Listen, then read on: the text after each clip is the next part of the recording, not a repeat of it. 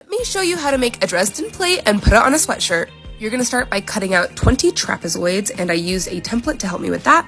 You are going to fold them over and sew the tops together.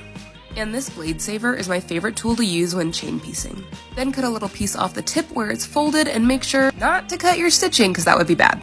Now you're going to turn these little tips right side out and use something pokey like a chopstick to make sure the points are perfect. And repeat this with all 20 of your pieces. Then you're going to press them, making sure the seam is in the middle. And now you have all your pieces for your Dresden plate.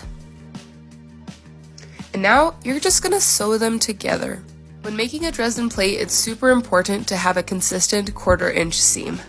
You're then going to press everything open. Technically you could press it to the side, but I like it open. Then you keep sewing and pressing until you have a beautiful flower. To make the circle in the middle, I'm using the turned applique method. This is the True Cut 360 circle cutter, and I'm making sure to cut a circle 3/4 of an inch bigger than what I need. Sew a 1/4 inch seam, and when you're turning something that's convex, you want to put several little notches in it.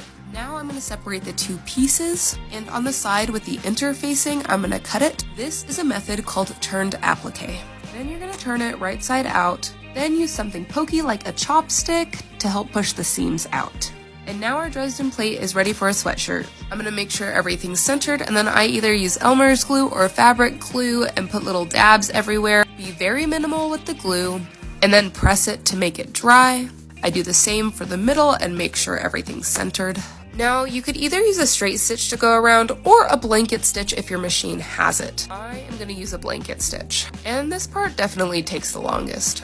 You want to make sure the edge of your needle is right on the edge of the applique. You're going to start with the middle, and once you do the middle, you are going to go around the edges of your Dresden plate. And all applique is layering fabric on top of each other and sewing it down in different ways. When you wash and dry this, the fabric from the Dresden plate will shrink slightly, not really enough to notice too bad, but I like to do a stitch in the ditch on the petals to make sure everything stays where I want it to when it does wash. Stitch in the ditch just means that you sew in the middle of the seams, and if you do it right, you can't really see the stitching in the middle. And now I have a cute sweatshirt for one of my coworkers. I think everyone should make one. Happy quilting!